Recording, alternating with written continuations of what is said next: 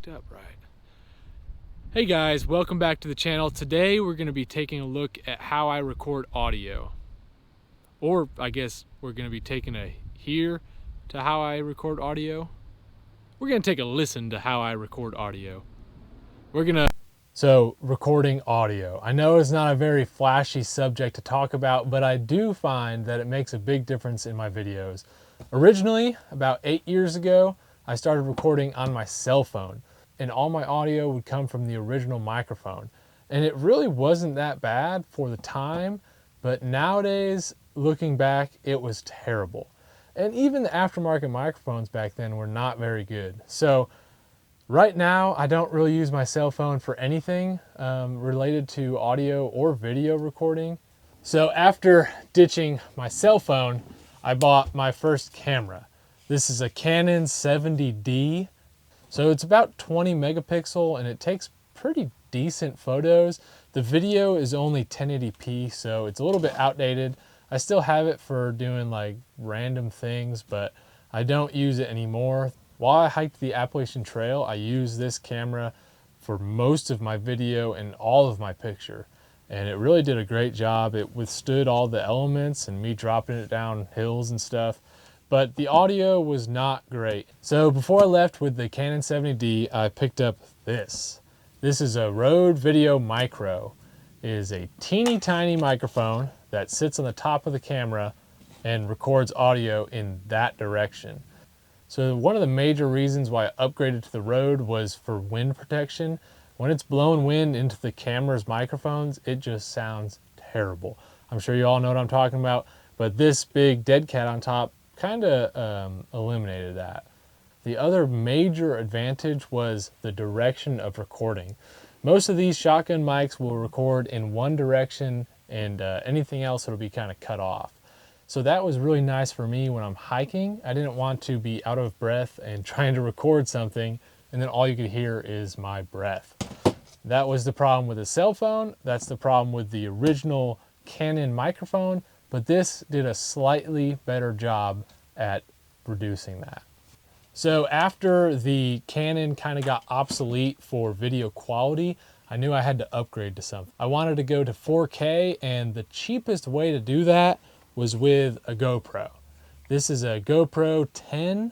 It records in 5.3K, but I just use it for 4K and it's pretty reliable. The original microphones on this were not good. I don't care what anybody says, they're not good. After realizing the microphones on the GoPro were not great, I upgraded to the Media Mod. The Media Mod is an external case that has its own microphone and a microphone jack, so you can use an aftermarket. This worked better. It still was not great. I decided I could hook up my old microphone to it, and that was my rig for quite a while.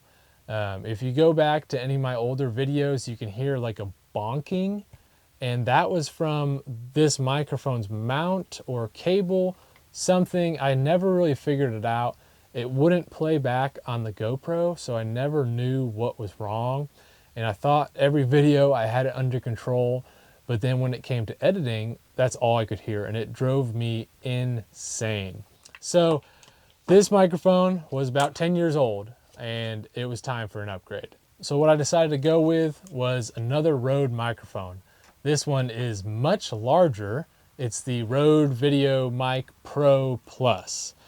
Long title, but it's pretty much just a bigger version of the Micro, and it has a couple options that come in handy. One of the problems with it being so large is that it sticks out a lot on my GoPro. So right now, as you can see, it is jumping into the screen, but it sounds pretty good. I still use this quite a bit, but the way I solved that was made this little contraption.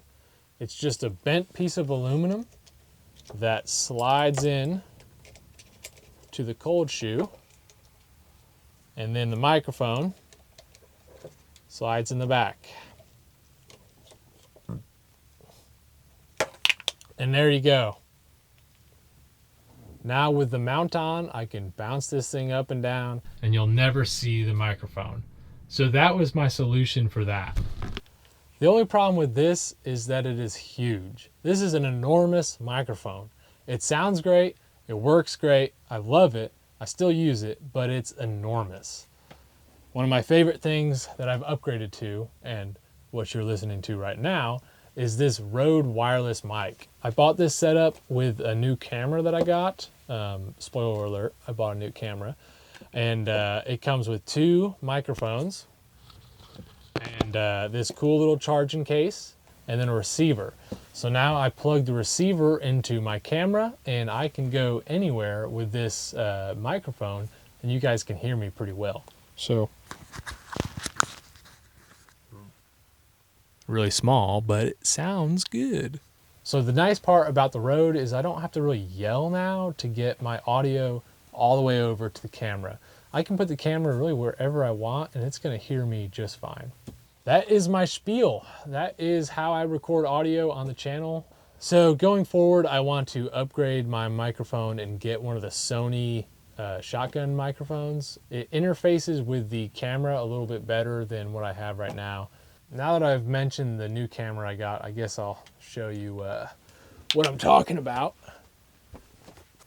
It's the Sony ZV-E1. So I'm going to be trying to work in this camera into the footage as much as I can. The GoPro will definitely still be a staple on the channel just because of its stabilization is like par to none. The ZV-E1 has good stabilization, but it's nowhere near the GoPro. So the Sony will definitely be for stationary shots, pictures, that kind of stuff. For those of you that have been watching the channel for a long time, sorry it took me so long to get the audio figured out, but hopefully going forward, there will be no more bonking or bumping and the audio will be smooth. I've spent way too much time on the internet researching and watching videos on audio equipment for vlogging to not share the information with you guys. So thanks for watching. Stay tuned. We have a trip planned for tomorrow morning. We're gonna go camping again. So next weekend, I'll be posting that. I've been trying to post videos with the van, like camping or working on it once a week on the weekends. And I think going forward, I'm going to try and post a video of like one piece of gear and me just going over it, reviewing it, and telling you guys what's good about it, what's bad about it. So no promises on that. Don't get your hopes like really high, but I will try to do that. That would be 2 videos a week. And one of them would be a trip. So I'm going to be doing a lot of traveling this year. I can already tell that. I think the once a week video related to the van, whether it be upgrades or trips, will be not a problem.